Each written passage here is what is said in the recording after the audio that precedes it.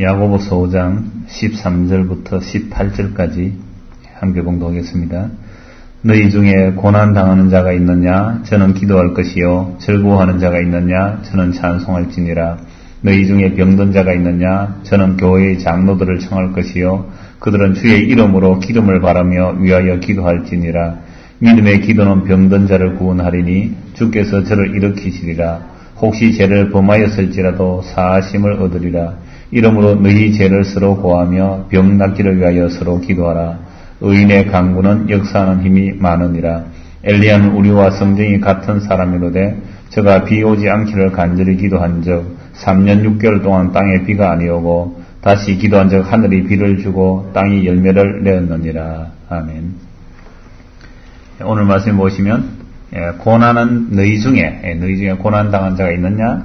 그러면 기도하라고 합니다. 즐거워하는 자가 있느냐? 그러면 찬송하라고 말씀하고 있습니다. 지금 이 야고보서를 받는 성도들은 핍박을 받아서 여러 곳에 흩어져 있습니다. 그러니까 당연히 고난이 닥치게 되겠죠. 그런 고난 가운데서 기도하라고 말씀하고 또 즐거운 일이 있다면 찬송하라고 말씀합니다. 그래서 성도에게는 기도와 찬송이 자연스럽게 나와야죠. 말씀 보고 기도하고 찬송하는 것. 이게 성도의 가장 중요한 특징입니다. 그래서 성도는 고난당할 때 기도하고 즐거울 때 찬송하는데, 근데 과연 우리가 고난당할 때 정말 주님께 기도하고 즐거울 때 주님께 찬송하느냐 다시 한번 돌아봐야 돼요. 다시 돌아봐야 된다면 대부분 이렇게 말씀합니다. 아니, 성경에서 고난받을 때 기도하라 그러면 기도해서 빨리 해결받으면 되고 즐거운 일 있으면 찬송하라 그러면 되지. 뭘 또 돌아봐야 되고 따져봐야 되는가 이렇게 말씀하실 수 있지만, 그러나 지난주에 우리가 살펴보았다시피 맹세하지 말라고 그러잖아요. 근데 맹세하지 말라고 그래도 우리는 위급한 상황, 내가 꼭 뭔가 이루어야 되겠다면 맹세 아니라 그 할아버지라도 한다 이 말이죠. 그 어떤 맹세라도 우리는 하고 보는 거죠. 또 그럼 맹세하지 말면 어떻게 하란 말입니까? 그렇다 하는 것은 그렇다 하고 아니라 하는 것은 아니라고 해라 그랬습니다. 근데 우리는 얼마나 애매모호하게 답변합니까? 때에 따라는 아닙니다 해야 될 때 예할 때도 있고 예해야 될 때 아니요 할 때도 얼마나 많습니까? 그럼 성경의 어떤 말씀이라도 한 말씀이라도 쉽게 하라니까 하면 되지. 이건 하지 말라니까 안 하면 되지. 그렇게 쉽게 넘어갈 말씀은 사실 한 말씀도 없는 것이에요. 그래서 오늘 말씀에서도 고난당하는 자는 기도하라 그렇게 말했는데, 여러분들 고난당하는 사람 치고 기도 안 하는 사람 아무도 없거든요. 고난당해보세요. 다 기도합니다. 등 따지고 배부르면 기도 안 할지 모르지만 고난당할 때 다 기도하는데 왜 당연한 말씀을 하는가 다시 물어봐야 되는 거죠. 왜 고난당할 때 기도하는가? 그럼 고난당할 때에 대부분 사람들이 이렇게 생각합니다. 야, 내가 왜 이렇게 고난이 올까? 왜 이렇게 어려움이 올까? 이 고난이 내가 뭘 잘못해서 그러냐 하고 자기를 돌아보는 거예요. 그러면서 물론 좋은 기회가 되죠. 돌아보는 것은. 그래서 내가 이걸 잘못을 고쳐야지. 내가 지난달에 이것을 잘못해서 이번 달에 이런 고생이 오구나. 그럼 내가 고쳐야지 하고 나오면 뭐가 되느냐 하면, 이렇게 생각해서 고치고 나오면서 뭐가 되느냐 하면 결국 그 고난이나 어떤 어려움, 고난을 당했을 때에 자기가 스스로 문제를 찾아 해결한다는 것은 그 고난은 주님과 연결되는 게 아닙니다. 무엇과 연결되죠? 내가 고난 피하고 싶은 거죠. 어려움을 빨리 극복하고 싶어서 그렇게 자기를 돌아보는 것이지 주님과의 관계가 안 된단 말이죠. 그래서 고난당할 때 뭐 하라고요? 기도하라는 것은 내 어려움을 빨리 해결해서 고난 없애자 이 차원이 아니라 어떤 고난이 닥쳤을 때 그 고난을 무엇과 연결시키라는 겁니까? 하나님과 연결시키라. 그게 기도잖아요. 그래서 기도라는 것은 내 어떤 어려운 문제를 급히 해결하기 위한 주술이나 주문해 오는 것이 아니지 않습니까? 그래서 고난당할 때 기도하라는 것은 나에게 닥치는 어떤 일들을 통하여 빨리 해결하고자 주술적인 차원에서 기도해서 해결하자. 기도해도 안 되면 철회하고, 철회도 안 되면 금식해서 빨리 해결보자. 이런 것을 가지고 기도하라고 말씀하신 게 아닙니다. 만약 그렇게 된다면 기도는 하나의 나를 위한 주술관계밖에 안 되죠. 그래서 고난당할 때 기도하라고 할 때에, 그럼 이 야고보서의 성도들은 지금 고난을 왜 받고 있느냐 하면 자기가 잘못해서 고난받는 것을 이야기 안 합니다. 자기가 잘못해서 오는 것은 뭐라고 했습니까? 고생이고, 자기가 잘못해서 당하는 것은 고생입니다. 그러나 자기가 잘못하지 않은데 복음 때문에, 예수님의 이름 때문에 고난을 받는 것, 이걸 고난이라 그래요. 그러면 지금 야고보서를 받는 사람들은 대부분이 예수님의 이름 때문에, 믿음 때문에 핍박과 고난과 어려움이 있는 거죠. 그래서 야고보서의 기록 목적도 흩어진 성도들이 여러 가지 고난을 당하고 있기 때문에 그런 시련과 고난 가운데서 인내하도록 이 말씀을 주시는 거죠. 자, 그러므로 성도에게 시련과 고난이 닥칠 때, 야, 내가 뭘 잘못했지? 빨리 이 문제를 해결해서 내가 고난에서 벗어나야 돼. 이것은 기도의 차원이 아니고 순전히 자기를 뭡니까? 평키하고자 하는 방법론이죠. 이건 누구나가 다 하는 겁니다. 그래서 여러분 예수 안 믿는 사람들도 집안에 계속 우환이 닥치면 뭐합니까? 빌로 가잖아요. 어디에요? 영화라는 점치는 무당에 가든지 절에 가든지 빌로가 산에 빌든지 뭐 바위에 빌든지 비는 거예요. 그게 기도잖아요. 왜 빕니까? 우리 집에 우환이 빨리 떠나가기를 빌더라 이 말이죠. 그 바탕 그대로 교회 안에 들어오게 되면 내 문제 어려운 거 빨리 해결하기 위해서 주님께 빌고 기도한다. 그대로 이름만 바꿀 뿐이지 내용은 하나도 안 바뀌는 그런 기도를 할 수 있단 말이죠. 그런데 야고보에서 너희가 고난 가운데 있느냐 할 때에 그 고난이라는 것은 예수를 믿는데 닥치는 고난이더라 이 말씀이죠. 그래서 야고보서 1장 2절을 한번 봅시다. 야고보서 1장 2절. 내 형제들아 너희가 여러가지 시험을 만나거든 온전히 기쁘게 여기라. 이는 너희 믿음의 시련이 인내를 만들어낸 줄 너희가 암이라 라고 말씀합니다. 그래서 기도하여 하나님의 지혜를 얻게 되면, 자 다시 1장 5절 다시 또 봅시다. 야고보서 1장 5절입니다. 너희 중에 누구든지 지혜가 부족하거든 모든 사람에게 후히 주시고 꾸짖지 아니하시는 하나님께 구하라. 그러면 주시리라. 여러분 성도가 고난을 당하면 여러 가지 생각이 많습니다. 이건 내가 뭐 잘못했어 이런 어려움이 당했나. 돌아보가 자기가 별로 잘못 안 했으면 누구 탓합니까? 이웃 탓하고 가족 탓하고 아니면 나중에는 심지어 하나님까지 탓하는 거죠. 하나님 내가 뭐 그렇게 잘못했다고 나에게 이런 고난 줍니까 하고 하나님께까지 원망이 되는 거예요. 그러면 고난 당할 때 우리가 하나님께 기도해야 됩니다. 무엇을 달라고요? 하나님 이 고난의 의미가 뭡니까? 하나님 이 고난의 의미가 뭡니까? 왜 이런 일이 닥쳤습니까? 하고 하나님께 지혜를 구하시면 하나님께서 지혜를 주세요. 그 지혜를 가지고 고난의 문제를 해석하게 되는 겁니다. 그럼 해석하면 결론이 어떻게 난다고요? 방금 읽은 말씀이죠. 내 형제들아 너희가 여러 가지 시험을 만난다. 이건 어쩌다가 만난다는 것이 아니라 성도라면 반드시 만나게 되어 있다는 거죠. 그런 시련과 어려움, 고난들을 닥치게 될 때 온전히 기쁘게 여기라. 하나님께 기도해서 지혜를 받은 결과는 이겁니다. 고난은 기쁘는 것이다. 어떻게 고난받을 때는 기쁘지 않습니다. 왜 기쁩니까? 그 고난이 그러한 믿음의 시련이 뭘 만들어냅니까? 인내를 만들어내고, 여러분 인내라는 것은 고난 가운데서 만들어지듯이 평소에 평편치 올 때 인내 안 만들어집니다.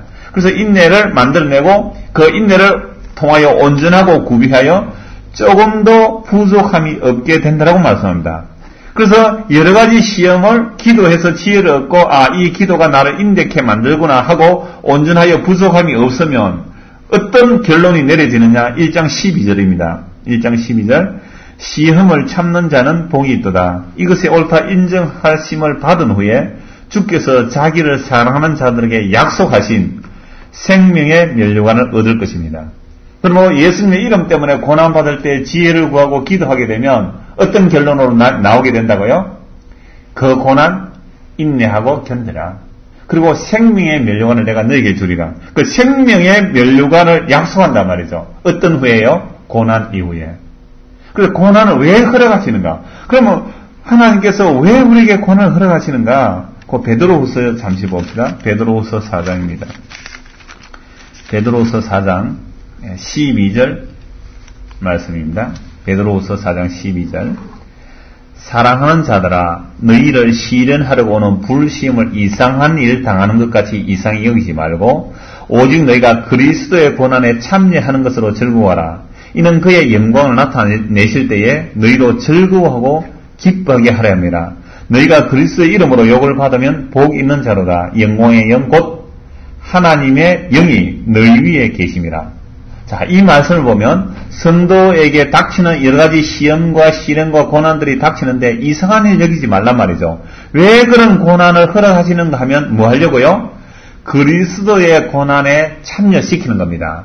예수님께서 우리에게 고난의 본을 끼치시고 우리를 그 자체를 따라오게 하셨어요. 그래서 성도는요 애매하게 고난을 받게 되어 있습니다. 왜 억울한 고난을 받게 하십니까? 뭐 하시려고요? 예수 그리스도의 고난에 참여시키려고. 그러면 우리가 내가 잘못하지 않았는데 애매한 욕을 얻어먹고 고난을 받을 때, 여러분 그럴 때에 억울하잖아요. 어찌 이렇게 억울하다고 답답했잖아요. 그때 기도하시기 바랍니다. 그게 뭡니까? 고난 받을 때에 뭐라고요? 기도하라는 거잖아요.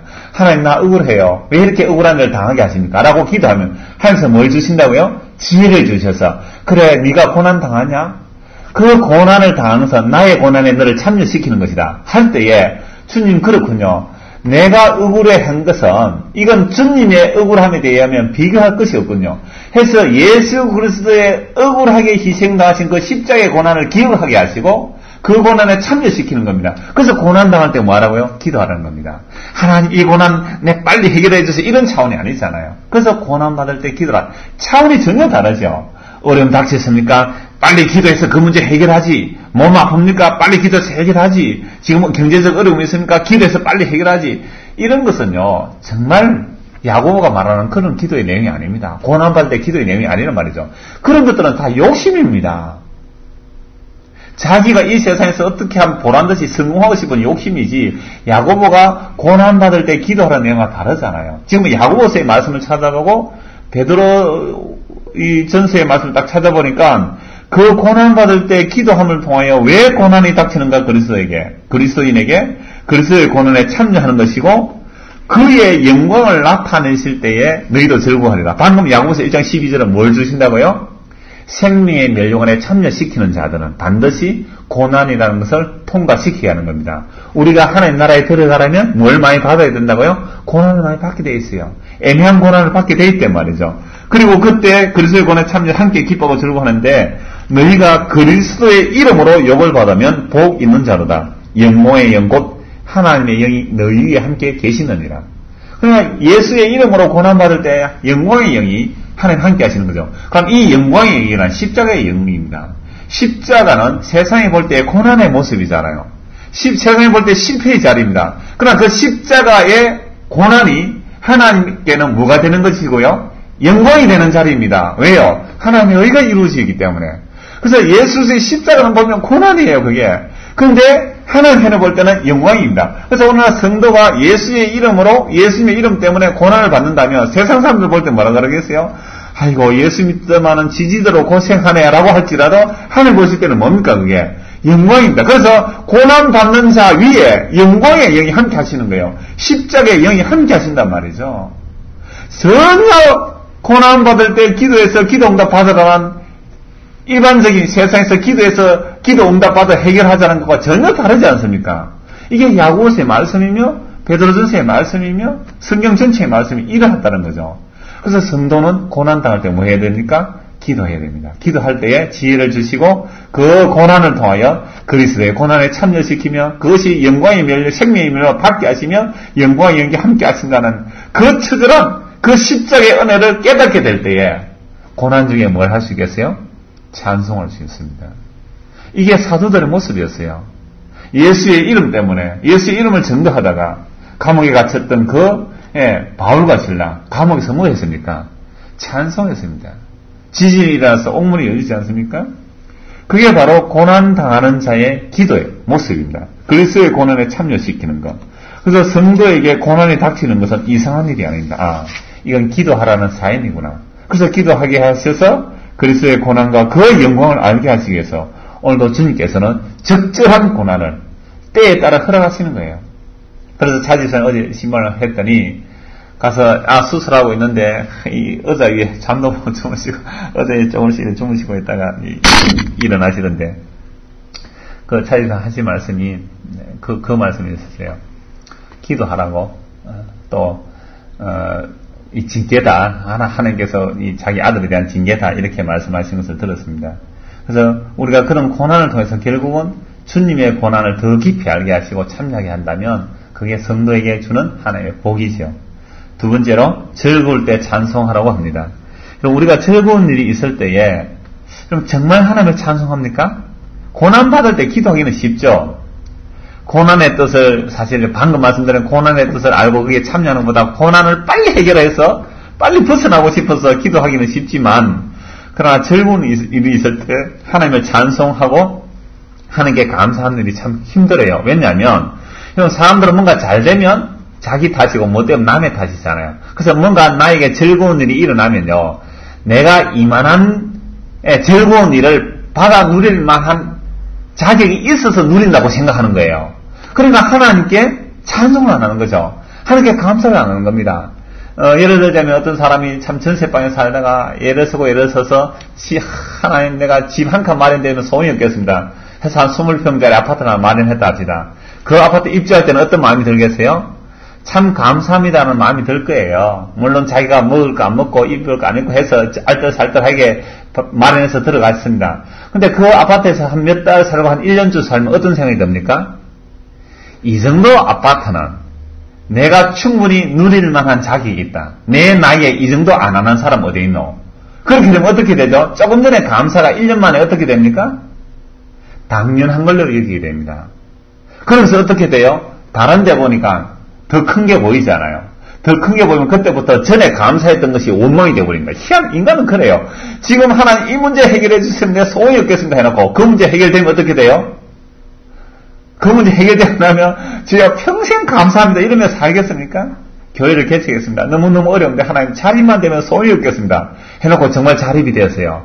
그 자립되면 소원이 없겠다 했잖아요. 기도할 때 맹세한 거예요. 그게 바로 하나님 앞에 맹세한 거 아닙니까? 근데 사실 자립되면 주여 나 평생 자립되는 것만으로 감사합니다. 평생 감사하면서 다른 욕심 안 부리겠습니까? 여러분 인간은 이래요. 근데 이 즐거운 일에 그 즐거운 일이라는 것은 엄밀하게 성경에서 말하는 즐거움이란 예수님의 이름으로 고난받는 게 즐거움이에요. 그래서 사도들이 복음 전하다가 핍박당할 때에 매 맞고 나서 뭐라고 말합니까?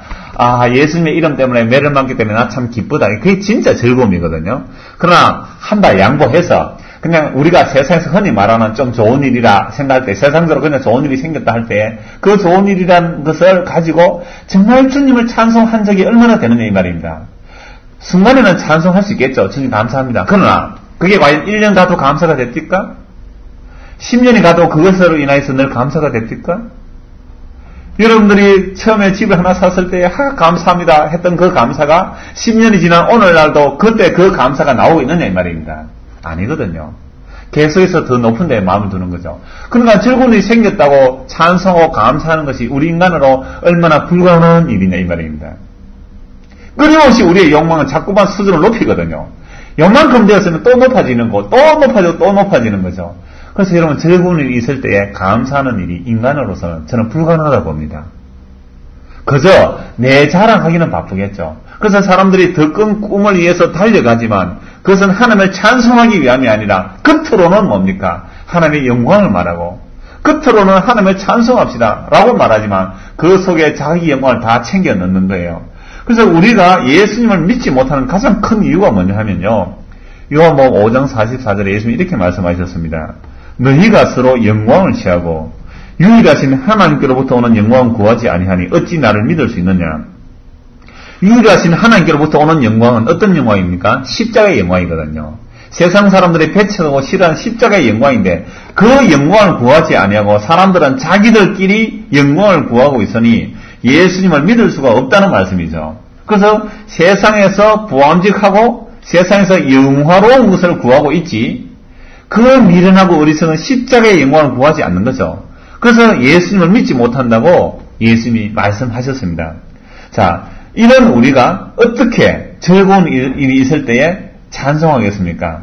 찬송이란 하나님께 영광을 돌려야 그게 찬송인데 그 찬송을 돌리는 속에 자기가 뭐가 들어가 있어요? 얼마든지 자기 영광을 높이고 있는 거죠. 여러분 오마이뉴스가 아니고 뉴스 엔조이라는 그 뉴스가 오마이뉴스는 일반 그 인터넷 신문이라면 그 뉴스 엔조이는 기독교 계통의 신문 뉴스거든요. 거기 보면 교회 비리들 막 이런 거 많이 이렇게 들춰내기도 하는데 그 뉴스에 보니까 서울의 그 조인규 목사 그 양반이 10만 명을 모아서 조국 통일과 무슨 구국 기도에 세계 평화를 기도를 했어요. 근데 그것은 지금 70 은퇴한다고 그랬는데 은퇴하지 못하게 하는 완전히 뭡니까? 집회예요. 10만 명의 운동제 가득 모여가지고 목사님 영원히 사랑합니다. 목사님 좋아요. 목사님 쭉 당회장 하세요. 목사님 떠나면 안 됩니다. 목사님은 영원한 우리의 목사님입니다. 종일 목사님 없는 교회는 생각할 수 없습니다. 완전히 예수님 사랑합니다 말은 한마디 없이 지금 인터넷에 나와 있어요. 여러분 왜 그렇게 되었을까요? 정말 그 영광 속에 막 사람들이 기도하는데 어떤 사람 대표 기도합니다. 우리 조 목사님이 세계에 큰 일을 계속하게 하여 주옵소서. 기도하다가 막 사람들이 박수를 쳤대요. 그 심한 모인 군중들이 기도하는데 그 말 나오면 박수 치는데요. 막 박수 치니까 또 사모님 사람들 한세 대학이니까 총장이거든요. 그 부인이. 그러니까 같이 막 이렇게 환호하면서 막 박수 치는 것을 봤어요. 여러분 그게 영광입니까? 그게 하나님을 찬송하는 자리입니까? 그래서 우리는요, 즐거울 때 찬송하는 것이 얼마나 힘든지, 사람으로 불가능해요. 영광 받는 자리에서, 저는 죽을 죄인입니다. 오직 찬송을 받으실 분은 주님이십니다. 자기를 부인하고, 나는 죄인입니다. 여러분들, 나를 주목하지 마십시오. 나는 정말 이런 죄인입니다. 라고 물러서는 것이 얼마나 불가능할까, 인간에게. 그래서, 주의 은혜가 임하지 아니하면, 바울 같은 고백이 나올 수가 없습니다. 죽도록 충성해 놓고서도, 이것은 내가 한 것이 아니요, 하나님의 은혜로 된 것인가 라고 고백하는 것이 정말 성령 받은 자의 모습이고 고난받을 때 기도하는 사람이요 즐거울 때 찬송하는 자의 모습이 그런 모습입니다. 자, 그런데 이러한 하나님의 은혜를 찬송해야 될 우리가 그 은혜를 뭘로 바꿔버리는가? 유다서 말씀 한번 찾아봅시다. 바로 뒤에 보면 유다서, 요한계시록 바로 앞에 유다서가 있죠. 유다서 1장 3절 4절입니다. 사랑하는 자들아, 내가 우리의 일반으로 얻은 구원을 들어 너희에게 편지하려는 뜻이 간절하던 차에 성도에게 단번에 주신 믿음의 도를 위하여 힘써 싸우라는 편지로 너희를 권하여야 할 필요를 느꼈노니 이는 가만히 들어온 사람 몇이 있음이라. 저희는 옛적부터 이 판결을 받기로 미리 기록된 자니 경건치 아니하여 우리 하나님의 은혜를 도리어 세교거리로 바꾸고 홀로 하나이신 주제 곧 우리 주 예수 그리스도를 부인하는 자니라. 지금 유다서 편지를 보내면서 뭐라고 말합니까? 성도에게 단번에 주신 믿음의 도를 위해서 힘써 싸우라는 거예요. 성도는 믿음의 도를 어떻게 받았습니까? 단번에 받았잖아요. 단번에 주신 그 믿음의 도를 굳게 붙들어라. 그런데 그렇게 믿음의 도를 왜 붙들어야 되느냐 하면 가만히 들어온 사람 몇이 있어서 단번에 주신 믿음의 도를 부인하게 만드는 일들이 일어나는 거죠. 어떤 경우가 있을까요? 갈라디아 교회 같은 경우에는 가만히 들어온 형제가 율법을 전하는 겁니다. 복음을 배척하고 율법을 이야기하는 거죠. 그럼 여기서 가만히 들어온 사람들은 뭐냐? 하나님의 은혜를 뭘로 바꿔버립니까? 세격거리. 이 세격거리라는 것은 방탕한 것입니다. 자기 정욕대로 사는 거죠. 다른 말 세상의 영광도 포함되는 겁니다. 그러니까 하나님의 은혜를 뭘로 바꿔버리죠? 볼만한 세격거리로 바꿔버렸습니다. 세상의 영광을 바꿔버렸단 말이죠. 세상에 박수 받는 걸로 바꿔버린 거예요. 그런데 우리가 스스로 즐거운 일이 있을 때 하나님을 찬송하는 말이죠. 교회가 큰 행사들 많이 합니다. 50주년 기념, 100주년 기념, 무슨 임직식, 목사 성령 20주년 기념, 30주년 기념, 그 어마어마한 그 잔치들을 할 때 보면 말로서는 하나님께 영광이에요. 근데 과연 그 안에 사람의 영광이 안 들어가 있습니까? 하나님의 영광은 그 포장이고 소원, 자기들의 영광 다 받고 있는 거예요. 표창장 주고 박수 치고 상 받고. 이게 도대체 하나님을 찬송하는 자리인가 그게? 하나님의 영광을 가로채고 있는 자리죠. 그래서 여러분들 우리가 하나님의 은혜를 얼마든지 교회 안에서 세격거리로 바꿔버릴 수가 있습니다. 그래서 이들은 이미 하나님의 예적부터 이미 그것들은 심판받기로 되어 있어서 그렇다는 말씀이죠. 그래서 성도란 고난받을 때 기도하고 찬송할 때 기도한다는 것이 실로 하나님의 은혜로만 되어집니다. 그래서 우리는 더욱 기도해야 되고 더욱더 주님 옆에 찬송하는 자가 되어야 돼요. 그게 성도의 기본인데 그 기본을 완전히 뒤바꿔버립니다. 뭐요? 주님의 고난의 의미를 아는 기도가 아니고 그저 내 어려운 문제 해결하기 위한 기도가 되어버리고 주술적인 기도가 되어버리고 기복적인 기도가 되어버리죠. 그 다음에 찬송을 해야 되는데 하나님께 영광을 돌리는 찬송이 되어야 되는데 찬송이 하나님께 영광이 아니라 말로서는 하나님께 찬송인데 속에는 자기 영광 따로 다 챙기더라 이 말이죠. 이 욕망이 저와 여러분에 다 들어있습니다. 우리도 분위기를 그런 쪽으로 몰아가 보십시오. 얼마든지 세상 영화에서 챙기고 나갈 수 있다 이 말이에요. 제가 지금 치통이 좀 있어서 저녁 먹고 사실은 알약을 하나 먹고 하도 싫어서 알약을 하나 먹고 왔습니다.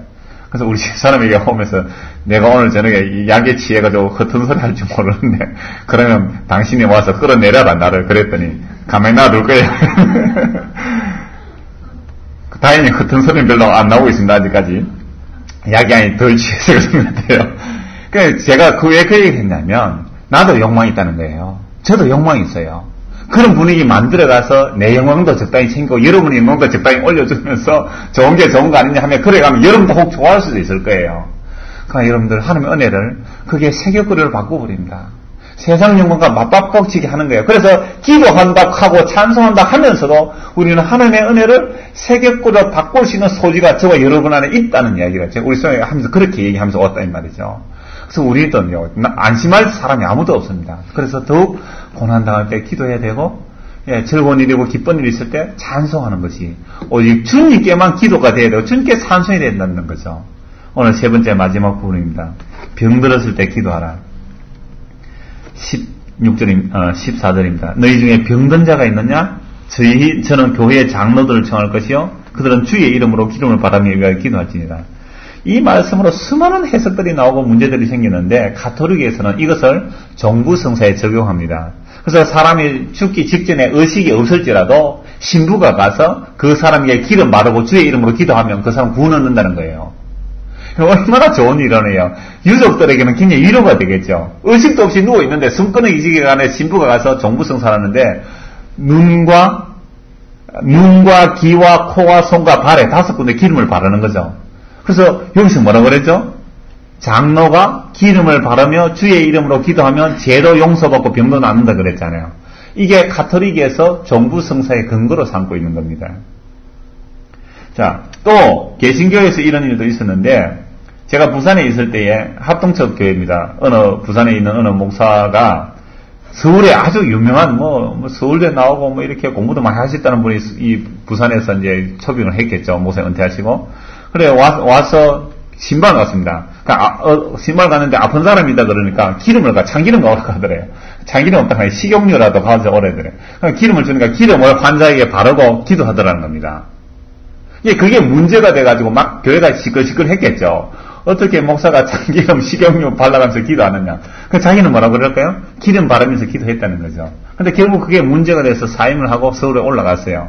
근데 얼마 있다가 보니까 기독신문에 합동적 신문인데 거기에 광고가 크게 나왔는데 사과문이에요. 사과문. 그 목사가 내가 뭘 잘 모르고 기름을 바르면서 기도한 것은 그런 의미가 아닌데 하고 사과 광고를 한 것을 봤어요.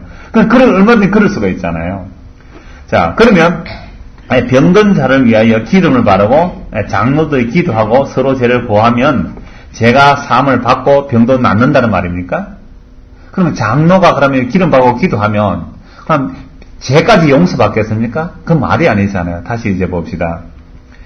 자, 장로를 청할 것이고 그들은 주의 이름으로, 그러니까 주의 이름이죠. 주의 이름. 기름 바르며 위하여 기도하지나 믿음의 기도는 병든 자를 구원하리니 주께서 저를 일으키시리라. 혹시 죄를 범하였을지라도 사하심을 얻으리라. 그러면 장로들의 이름으로 구원받는 게 아닙니다. 장로들의 이름으로 제사를 받는 게 아니잖아요. 주의 이름으로 죄를 혹시 저들 죄가 범하였을지라도 사하심을 받으리라. 그래서 이름으로 너희 죄를 서로 고하며 병 낫기를 위하여 서로 기도하라. 의인의 강으로 역사하는 힘이 많으니라. 그러니까 죄를 서로 고하며 기도하라 그러니까 또 예수 전도협회라는 곳은 저도 그거 가봤습니다. 제가 전도사 때에 담임 목사님이 새로 이제 전임 전도사로 가니까 담임 목사님이 거기 갔다 오래 그래요. 그럼 뭣도 모르고 이제 갔다가 왔는데 거기에 가니까 죄를 고백하게 하는데 약간 전도훈련 시키는 거예요. 열심히 전도훈련 시키는 거예요. 예수천당 불신지옥 길거리 지하철 다니면서 전도훈련인데 목사님 그 훈련 받고 와서 이제 부교육자도 보내가지고 이제 훈련 받으려고 했던 것 같아요. 그래서 갔더니 죄를 고백시키는데 수백 명 모인 자리에서 죄를 고백하라니까 여자가 나와서 죄를 고백하고 남자가 와서 고백하는데 그 죄의 고백 때 어떤 고백이겠어요? 온갖 추악한 어떤 성적인 그런 죄들을 쭉 고백하는 거예요. 그런데 그건 사실 어떤 의미에서 보면 물론 죄이지만 윤리 도덕적인 죄거든요. 그런데 하나님 나는 돈을 사랑했습니다. 용서하세요. 이런 죄는 안 나오는 거죠. 세상을 사랑했습니다. 예수를 믿지 않았습니다. 이런 죄의 고백이 나오는 것이 아니라 윤리 도덕적인 죄의 고백들이 쭉 나오는 거죠. 그런 죄를 고백하라고 그런다고 해서 그런 공개적인 자리에서 죄를 고백하면 어떻게 되겠습니까? 제가 만약에 그 사람을 봤을 때, 저는 어떤 사람이 저한테 와서 목사님 제가 이런 죄인입니다 하고 어떤 죄를 고백하려면 저는 안 들으려고요. 그런 얘기는 하지 마세요. 그건 여러분들 주님의 고백. 요한일서 1장 9절 말씀 보면 하나님 미쁘시고 어로우사 우리 죄를 자백하면 우리 죄를 사하시고 모든 불의에서 깨끗게 하시는 거예요. 주님에게 고백하면 되는 거예요. 근데 왜 고백합니까? 사람에게 와서 자기 속에 그게 양심에 끄리낌이 있으니까 토해 놓음으로 자기가 시원해지려고 하는 거예요. 그럴 필요가 없는 겁니다. 근데 그런 것을 이제 토해 놓으면 그 사람을 볼 때 그 생각이 안 나겠네 이 말이죠. 그래서 그런 문제들도 여하튼 이 말씀으로 얼마나 많은 일들이 일어나는지 몰라요. 그러면 과연 이거 어떻게 적응해야 됩니까? 지금 어떤 병든 자가 있어요. 왜 교회 장로들을 청해서 기도를 요청해야 됩니까? 그것은 교회 공동체 안에서 어떤 범죄적인 사건이 있었기 때문에 병이 올 수 있죠. 우리가 고린도전서 12장 말씀 볼 때에 주의 몸을 분별치 못하고 먹고 마셨기 때문에 병든 자와 자는 자와 죽은 자가 많다고 말씀했잖아요. 그래서 징계하기 위해서 그런 어떤 병들을 허락하실 수 있죠. 그럴 때에 자기가 그 죄를 깨닫게 하기 위해서 가서 기도하고 그 죄를 구할 수가 있는 거예요. 서로 죄를 구할 수 있는 거죠. 내가 이러이러한 일을 인정합니다. 했을 때 그를 위해서 장로들은 기도하는 거죠. 그러면 병든 자에 위해서 기름을 바른다는 것은 일반적으로 약을 바른다고 보면 됩니다. 기름이 그 당시에 약으로 사용되기 때문에 약을 바르며 기도할 때 혹시 하나님께서 그 죄를 용서하시고 우리 예수님께서 그 죄를 용서하시고 그를 일으킬 수도 있다 이 말씀이거든요. 그래서 오늘날은 우리 형제 자매들을 위해서 기도할 수 있죠. 병든 자를 위해서 기도할 수 있고 그에게 하는 뜻이 이루어지길 기도할 수 있습니다. 근데 그 기도가 어떤 기도여야 할지를 엘리야를 통해서 말씀하고 있거든요. 엘리야를 통하여 밑에 말씀 봅시다. 17절 엘리야는 우리와 성경이 같은 사람이로되 저가 비 오지 않기를 간절히 기도한 적 3년 6개월 동안 땅에 비가 아니오고 다시 기도한 적 하늘이 비를 주고 땅이 열매를 내었느니라. 자 16절 다시 봅시다. 이러므로 너희 죄를 서로 구하며 병낫기를 위해 서로 기도하라. 의인의 간구는 역사하는 힘이 많으니라. 이런 의인의 간구는 역사하는 힘이 많다고 했을 때에 이 의인이 누가 의인입니까? 예수님이 완벽한 의인이고 여기서 의인이라는 것은 예수 믿는 자를 말하는 거죠. 구약에서 의인이라는 것은요. 구약에서 의인이라는 것은 자기를 믿지 않고 하나님을 믿는 자를 의인이라 그래요. 그래서 시편에 보면 고와 과부 나그네들이 자기 힘을 안 믿고 주를 의지할 때 그들을 의인이라고 불러준단 말이죠. 그래서 주님을 믿는 자가 의인이고 신약경험에 예수 믿는 사람 우리가 의인은 죄인이지만 예수를 믿을 때 예수님이 우리 의인이라고 해주세요. 그럼 의인의 강구는 역사하는 힘이 있다 할 때 이게 바로 믿음의 기도이거든요. 그러니까 이 믿음의 기도는 내가 믿습니다 하는 내 능력의 기도가 아닙니다. 이 의인의 강구는 주를 의지하기 때문에 주님께로부터 온 믿음이에요. 이런 믿음의 기도는 역사하는 힘이 있다는 거죠. 그러니까 그 기도라는 것은 결국 하나님의 약속대로 하는 기도입니다. 하나님의 약속대로 하는 기도를 예를 누구를 듭니까? 엘리야도 우리가 똑같은 성정을 가진 사람입니다. 우리가 똑같은 사람인데 어떻게 기도하니 그런 일이 일어나는가 했을 때 엘리야가 비 오지 않기를 기도했습니다. 이러면 세상에 비 오지 않는 것은 저주이지 않습니까? 그럼 엘리야는 왜 그런 기도를 합니까? 지금 북이스라엘이 우상숭배가 가득한데 비가 계속 오고 있는 거예요.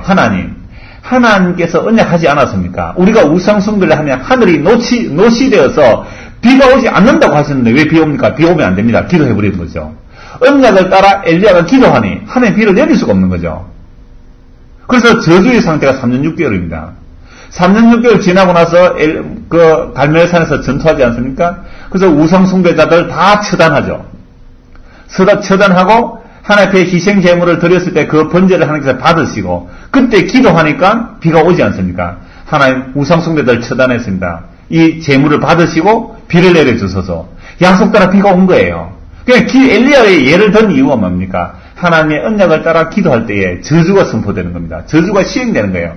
그래서 엘리야의 기도는 먼저 뭘 알게 하는 겁니까? 죄를 알게 합니다. 엘리야의 기도는 3년 6개월 동안 처절하게 비가 와서 얼마나 고통 중에 사람도 마실 물이 없어 목말라 죽어야 할 그런 지경에 이르도록 죄를 알게 하는 게 언약의 기도예요. 죄를 알게 하고 나서 그 우상숭배자들을 처단하고 죽이고 나서 비가 오기를 간구하는 것. 이게 엘리야의 기도입니다. 그럼 오늘날 우리가 어떤 형제 자매가 병들었다, 연약하다, 기도할 때 뭘 먼저 기도해야 됩니까? 죄를 왜 거론하는 겁니까? 우리가 병들었다, 제 아래 있다는 것은 죽음과 제 아래 있다는 증거잖아요. 그래서 우리의 죄를 먼저 고백해야 됩니다. 죄를 자백해야 되는 거죠. 그걸 알게 하고 기도하는 겁니다. 그러면 혹시 하나님께서 죄를 혹시라는 말씀을 쓰잖아요.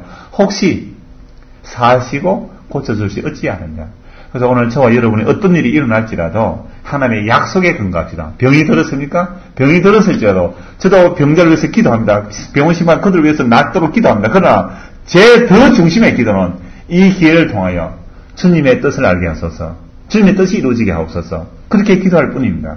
그래서 오늘 우리가 이런 말씀을 보면서 기도한다는 것은 언제나 주의 뜻을 따라 기도하고 주의 약속을 따라 기도하는 겁니다. 그를 할 때에 하나님이 긍휼히 베풀어 주시지 않겠습니까? 주의 뜻이 합당하시다면.